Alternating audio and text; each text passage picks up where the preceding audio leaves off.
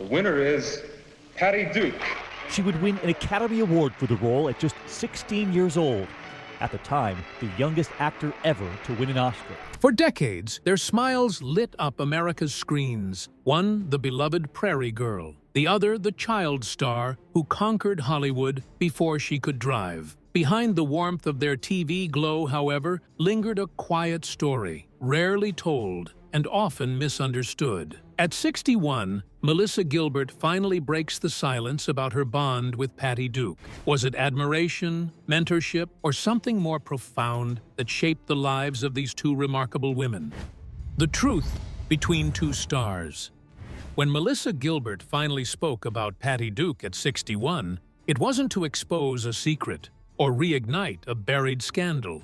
It was something quieter, deeper, and far more revealing. The kind of truth that can only surface after years of reflection. In an industry that thrives on reinvention and image, Gilbert's words stood out because they weren't about glamour. They were about gratitude, pain, and the complicated beauty of connection. Their paths first crossed when Melissa was a young actress, growing up under the bright, unrelenting lights of Hollywood. Patty Duke was already a legend by then, an Academy Award winner, a household name, and one of the first stars to show the world what childhood fame could cost. Winning an Oscar, serving as president of the Screen Actors Guild, and going public with her very personal battle. Gilbert had grown up watching Duke's performances, feeling both admiration and a strange familiarity. Like Patty, Melissa had been a child molded by an industry that demanded perfection long before she could understand what that meant. When the two finally met in the early 80s,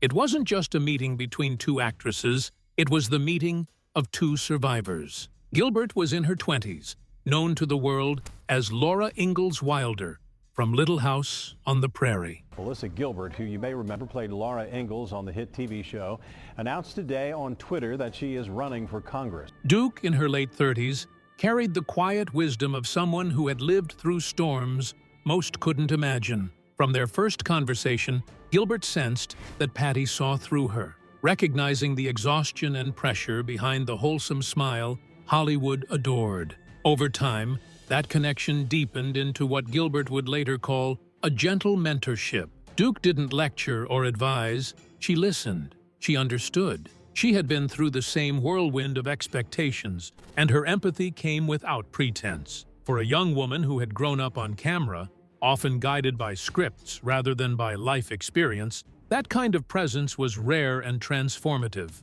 In interviews years later, Gilbert described Duke as the kind of person who showed me how to be brave. It wasn't about fame or technique. It was about honesty, the courage to admit when life was difficult, to speak of vulnerability instead of hiding it behind performance. Patty had famously gone public with her struggle with bipolar disorder in the 80s, at a time when mental health was still shrouded in stigma. To Melissa, that honesty was heroic. She taught me, Gilbert once said, that the most powerful thing you can do in this business is to tell the truth, even when it costs you. That statement, years later, would echo back when Gilbert herself began reflecting on her own life, her early fame, her personal struggles, and her choice to step away from the Hollywood cycle. When she finally spoke of Patty Duke, in her later interviews and writings, it wasn't to expose hidden drama. It was to finally acknowledge the emotional inheritance Patty had given her: resilience, candor, and compassion. The truth Gilbert finally shared wasn't a confession. It was recognition. Recognition of how one woman's bravery rippled through another's life. She spoke of the tenderness Duke carried beneath her fierce energy, of the strength it took to remain kind in a world that rewarded competition. She remembered how Duke, despite her own hardships, had an unshakable instinct to protect those around her, especially younger women navigating the same treacherous path she once did. Their friendship wasn't constant or public. Hollywood often pulled them in different directions. Yet, when Patty passed away in 2016, Death of Patty Duke, the beloved child star who went on to a decades-long legendary career on stage and screen. Gilbert's tribute was personal and heartfelt. She called Duke a teacher in grace, a phrase that revealed just how deeply she valued her. At 61, When Gilbert told the truth about Patty Duke, she wasn't unveiling gossip. She was offering context, humanity, and closure. She wanted people to remember that behind every award and performance was a woman who dared to live honestly, even when that honesty made others uncomfortable. In doing so, Melissa was also speaking about herself.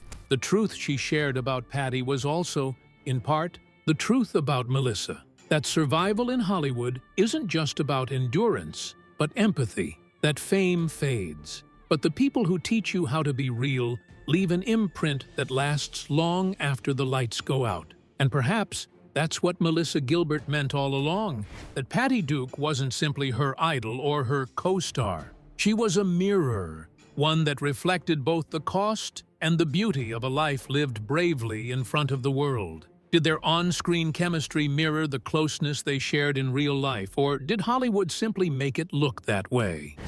When cameras rolled, the professional connection between Melissa Gilbert and Patty Duke wasn't built in the tabloids or at red carpet events. It was forged on set, under the heat of studio lights, where emotion had to be both real and controlled. Their most memorable collaboration came in 1984, in the made-for-TV movie Family Secrets. It was a film that required rawness, not glamour, and it became a reflection of the very relationship that tied them together.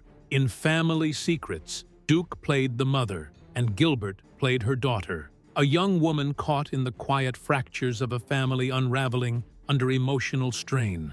On screen, their connection felt authentic, charged with unspoken history. Off-screen, that chemistry was rooted in mutual understanding. Both knew the exhaustion of growing up on camera. Both understood what it meant to perform vulnerability while carrying invisible burdens of their own. Filming Family Secrets wasn't easy. It dealt with complex themes, grief, addiction, reconciliation that mirrored parts of both actresses' lives. For Gilbert, still transitioning from child roles into more mature characters, it was a test of range. For Duke, it was another opportunity to explore motherhood in a way that felt personal and layered. Their scenes together carried a depth that critics immediately noticed, calling their performances achingly believable. What audiences didn't know was that the authenticity wasn't just acting, it was empathy playing out in real time. Behind the camera, Gilbert later recalled, Patty was everything one could hope for in a co-star: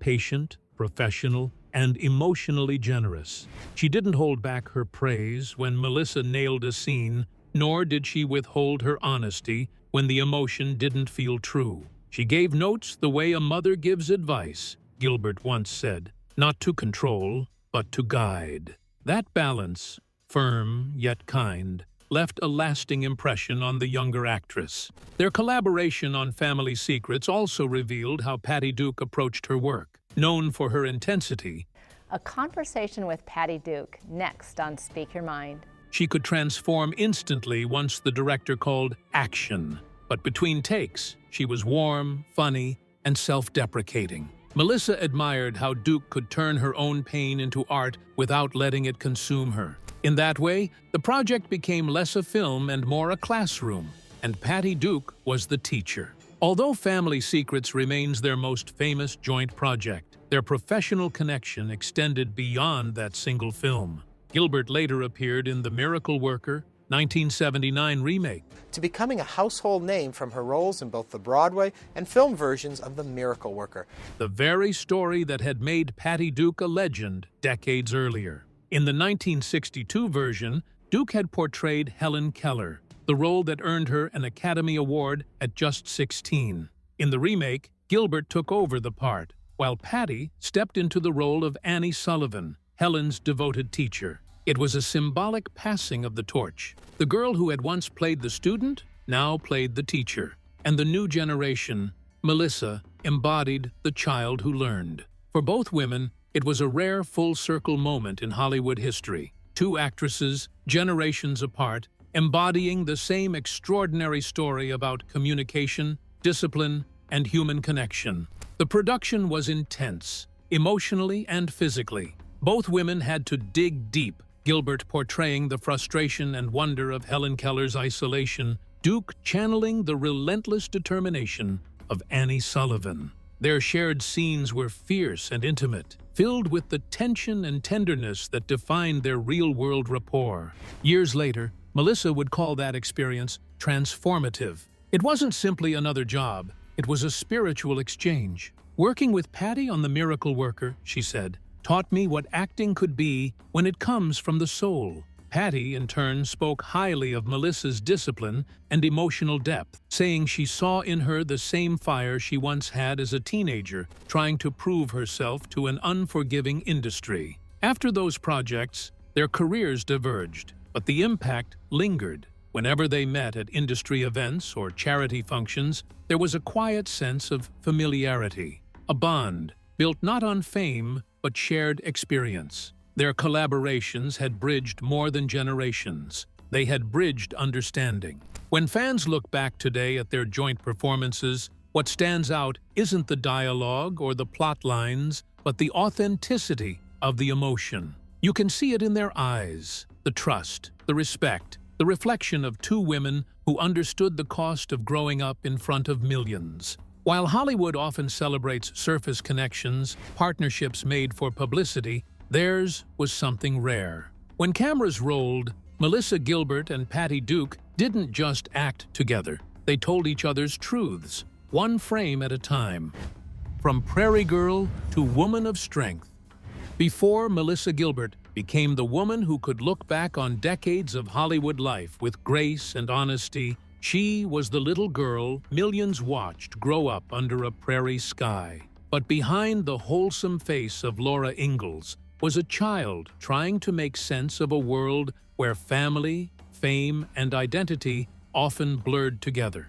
Her story is one of resilience, not just surviving fame, but learning how to live beyond it. Melissa Ellen Gilbert was born in Los Angeles in 1964 and adopted as an infant by actor Paul Gilbert and his wife, Barbara Crane. Hollywood was her backyard, literally and emotionally. Her adoptive parents were connected to the industry, which made her introduction to acting seem almost inevitable. By the time most children were learning to ride bikes, Melissa was reading scripts and facing cameras. Her earliest memories weren't of playgrounds, but of sound stages. Then came the role that would define her, Laura Ingalls Wilder in Little House on the Prairie. She was just 9 years old when she landed it, chosen out of hundreds of hopefuls for her natural warmth and quiet determination. For nearly a decade, the world watched her grow from a freckle-faced child into a young woman on one of television's most beloved family dramas. But being America's favorite daughter wasn't as simple as it looked. Gilbert has often said that while the show gave her stability and purpose, it also became a kind of shelter and sometimes a cage. She adored her co-stars, especially Michael Landon, who became a surrogate father figure after her own father's death when she was 11. Yet even that relationship was layered with complexity. Landon was a perfectionist and deeply disciplined. Through him, she learned professionalism and endurance, but also felt the intense pressure of perfectionism that defined her early years. When Little House ended in 1983, Melissa faced a challenge familiar to many child stars. Who was she without Laura Ingalls? The transition to adult roles wasn't seamless. She had to fight to be seen as more than a nostalgic face from a pioneer drama. Yet, Gilbert refused to fade quietly. She threw herself into made-for-TV films and dramatic projects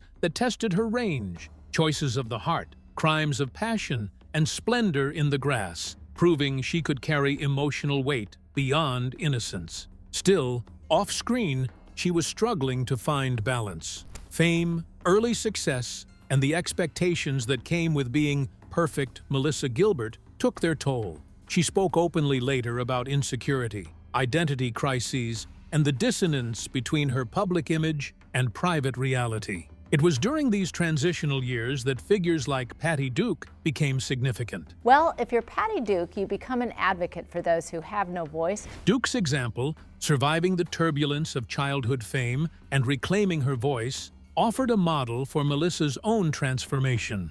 Gilbert's personal life, too, unfolded under public scrutiny. She married actor Bo Brinkman in 1988, welcoming her first son, Dakota. After their divorce, she found love again with actor and writer Bruce Boxleitner, with whom she had her second son, Michael. Their marriage lasted over 16 years and was filled with shared creative work and public appearances. Yet even amid success, Melissa began to feel a longing for something more authentic, a quieter life, away from the constant performance of celebrity. That longing became the seed for her later reinvention. Gilbert began writing, producing, and eventually stepping into leadership roles within the Screen Actors Guild. In 2001, she was elected SAG president, advocating for actors' rights, fair pay, and safer working conditions. It was a different kind of spotlight, one that required conviction, not charm. Her years on the prairie had taught her strength. You know, Half Pint, right? The picture of you on the prairie. Were you feeling it then? You know, this pressure? Now she was using it to defend others in an industry she knew all too well. As she moved into her 50s, Gilbert began peeling back the layers of her public persona. She wrote memoirs, Prairie Tale, and Back to the Prairie, where she spoke candidly about the pressures of fame, cosmetic surgery, aging, and self-acceptance. Her honesty was refreshing in a culture obsessed with eternal youth. In interviews, she often credited the courage to speak truthfully to women like Patty Duke, who taught her that vulnerability could be strength. Today, Melissa Gilbert lives a life that looks nothing like the Hollywood dream, and that's precisely what makes it beautiful. She and her husband, Timothy Busfield, settled in the Catskill Mountains of New York, trading red carpets for quiet mornings, gardens, and community life. She describes herself not as a former star, but as a content woman. Her story, when viewed alongside Patty Duke's, feels like a continuation of the same theme. That truth, in all its imperfection, is the most enduring legacy. Gilbert's life has been shaped by resilience, self-awareness, and a steady refusal to be defined by the role that made her famous. From the prairie fields of Walnut Grove to the real fields of upstate New York, she has walked a long road, one filled with both shadows and sunlight. And as she reflects on her life at 61, Melissa Gilbert doesn't just see fame or nostalgia. She sees growth, gratitude, and the wisdom that comes from finally knowing who you are when the cameras stop rolling. Was Melissa Gilbert simply lucky to endure, or did survival become her greatest role of all? The long trail of a Hollywood survivor. Melissa Gilbert's career is more than the story of a child star who made it big. It's the story of a woman who learned how to evolve, falter, and rise again in an industry that rarely forgives imperfection. Her path through Hollywood mirrors the changing tides of American entertainment itself. From family dramas and network movies to advocacy and quiet reinvention. Through every stage, Gilbert carried one consistent quality: persistence. After Little House on the Prairie ended, the transition into adult acting could have been a dead end. Many child actors from her era vanished into nostalgia, trapped by the roles that made them famous. But Gilbert refused to be a museum piece. Instead, she redefined herself through a series of roles that allowed her to stretch emotionally and professionally. In the late 70s and early 80s, she starred in a new wave of television films that took on heavier subjects: The Diary of Anne Frank, Splendor in the Grass, and Choices of the Heart, where she portrayed murdered missionary Jean Donovan. These weren't comfort roles. They demanded depth, vulnerability, and the courage to face darker human truths. Gilbert's versatility earned her steady respect in television, even if she never chased blockbuster fame. For her, acting wasn't about spotlight. It was about storytelling. That ethos carried her through decades of shifting Hollywood trends, from the family-centered dramas of the 80s to the high-gloss, fast-moving productions of the 90s.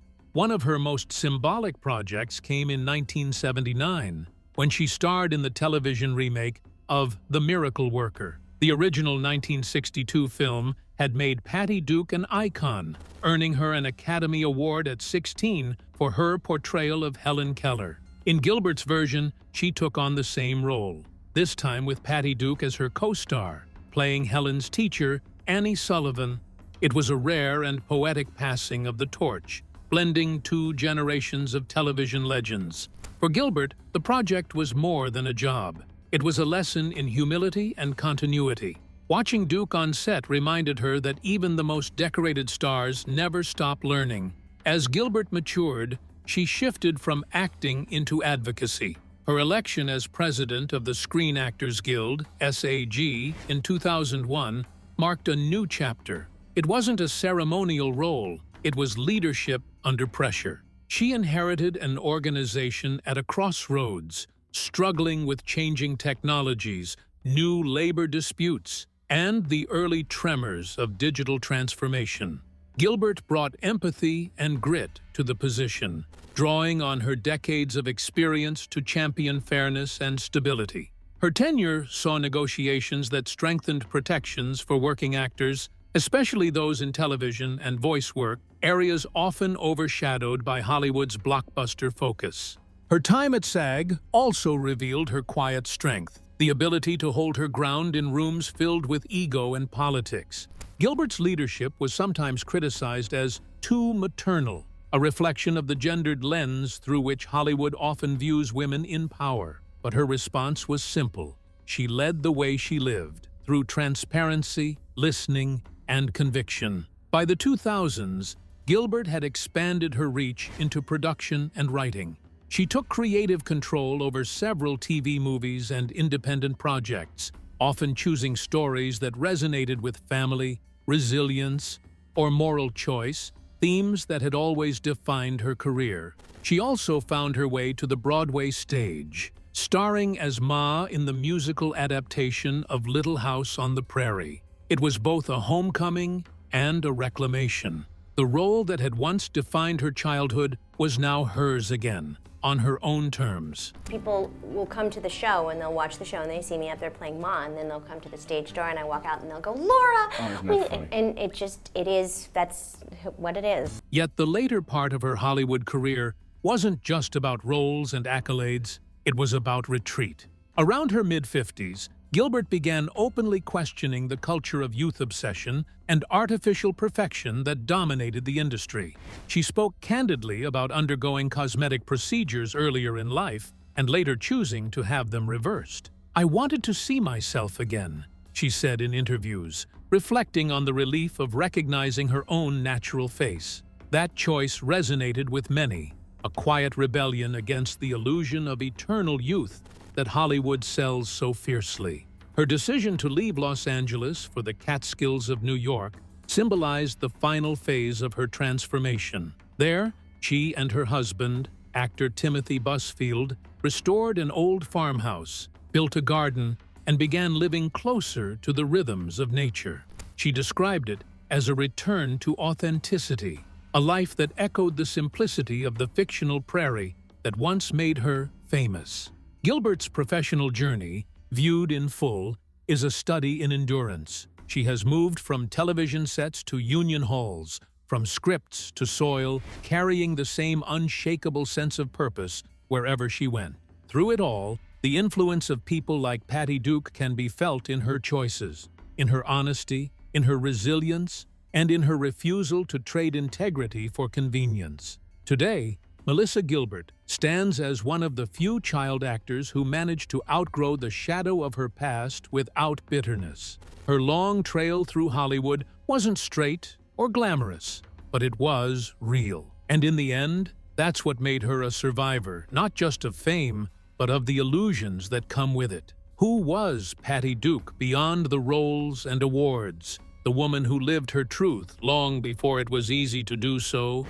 Patty Duke, the fire and the fight.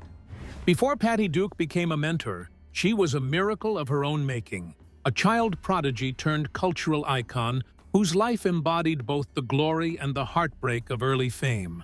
Her story reads like the blueprint for every Hollywood cautionary tale that came after. But for those who knew her best, including Melissa Gilbert, Patty Duke was more than a survivor of her industry's cruelty. She was proof that pain, when faced with honesty, could become power. Born Anna Marie Duke in 1946 in New York City, Patty's childhood was marked by instability long before the cameras found her. Her parents' troubled marriage ended in separation, leaving her and her siblings vulnerable. When she was 8, she was taken under the control of unscrupulous talent managers, John and Ethel Ross, who would soon exploit her prodigious acting ability. They changed her name, controlled her finances, and dictated every move of her life. By the time most children were learning multiplication tables, Patty was being paraded on television talk shows and audition rooms. Her breakout came in 1959, when she was cast as Helen Keller in The Miracle Worker on Broadway. The performance stunned audiences. A tiny girl embodying fury, silence, and discovery with heartbreaking authenticity. When the play was adapted into a film in 1962, Duke reprised her role and at just 16, won the Academy Award for Best Supporting Actress. The youngest winner at that time, she became a symbol of what raw talent could achieve. But behind the golden statue was a child already exhausted by exploitation. Her managers controlled her every dollar and decision, and her private life was carefully sculpted to fit a marketable image. When The Patty Duke Show premiered in 1963, she was America's sweetheart, playing identical cousins, one prim and proper, the other free-spirited and fun. The irony was cruel. While she played two cheerful versions of herself on television, off-screen she felt fractured, anxious, and lost. By her late teens, Patty was struggling privately with mood swings, panic attacks, and depressive episodes, symptoms of what would later be diagnosed as bipolar disorder. In an era when mental health was barely discussed, she suffered in silence. Her memoirs later revealed that the pressure to stay perfect for the public while managing inner chaos nearly broke her. Yet even in her darkest years, her work remained magnetic. Films like Valley of the Dolls, 1967, showcased her fierce independence and willingness to challenge her wholesome image. Patty's personal life, much like her career, was filled with twists and resilience. She married 4 times and became a mother to 3 sons, one of them, actor Sean Astin, who would later star in Rudy and The Lord of the Rings. Duke's relationships were often turbulent, shaped by the same restlessness that defined her early years. But motherhood gave her something she had rarely known: stability and love that wasn't conditional on performance. The turning point came in the 80s when she received her long-overdue diagnosis of bipolar disorder. Instead of hiding it, Patty made a radical choice for the time she went public. Her book, Call Me Anna, 1987, was one of the first celebrity memoirs to speak candidly about mental illness. She shared her story on talk shows and interviews, refusing to let shame dictate the narrative. That courage not only helped redefine her legacy, but also changed the national conversation around mental health. To younger actors like Melissa Gilbert, Duke's honesty was revolutionary. She proved that admitting struggle didn't erase greatness, it made it real. Her openness offered permission for others to stop pretending that fame was protection from pain. Patty was the first person who made me feel like it was okay to be human, Gilbert once reflected. Even as her career evolved, Patty Duke never stopped working. She appeared in dozens of television movies and series through the 80s and 90s, often playing strong maternal figures, roles that felt both redemptive and natural. She brought warmth and authority to everything she touched, transforming her on-screen mothers into symbols of endurance and grace. Awards continued to follow: multiple Emmys, Golden Globes, and critical acclaim that recognized not just her early brilliance, but her ability to endure. Still, she never pretended that success healed everything. In interviews later in life, she described herself as a work in progress, a phrase that captured her humility and self-awareness. Her death in 2016 marked the end of a remarkable life, but her influence continues to ripple through generations of performers. For Melissa Gilbert, Duke's passing wasn't just the loss of a mentor, it was the closing of a chapter that began long before they met. Duke had paved the way for actresses like Gilbert to speak openly about identity, to age without apology, and to build lives outside of fame. Patty Duke's story is not defined by tragedy, but by transformation. She turned her pain into advocacy, her survival into art, and her imperfections into proof that truth is the highest form of courage. The fire that burned in her early years didn't fade. It simply changed shape, lighting the way for those who followed. Then and now, what remains? Time has carried both women far from the sets that once defined them. Patty Duke's light dimmed in 2016, but her legacy endures not only through her films, but through every actor who found courage in her honesty. She left behind a family and a message. That authenticity is not weakness, but strength. Melissa Gilbert, now 61, continues to live that truth. From the girl in braids on Little House on the Prairie to the writer tending her garden in the Catskills, she has learned to measure life not by applause, but by peace. The wisdom Patty embodied, to live transparently, to speak one's truth, even when it trembles, became the foundation of Gilbert's own reinvention. Their stories intertwine like parallel constellations, one blazing through early fame, the other growing steadily in its light. Both faced the same industry, the same pressures, and somehow emerged with their humanity intact. In the end, Melissa Gilbert's truth about Patty Duke isn't a revelation of scandal, but a recognition of kinship. Two women who, across generations, taught the world that the most powerful performance is simply being real. Their bond reminds us that behind every role lies a story worth remembering. Subscribe for more deep dives into the legends who shaped Hollywood's heart, and feel free to leave your comments below. Thanks for watching.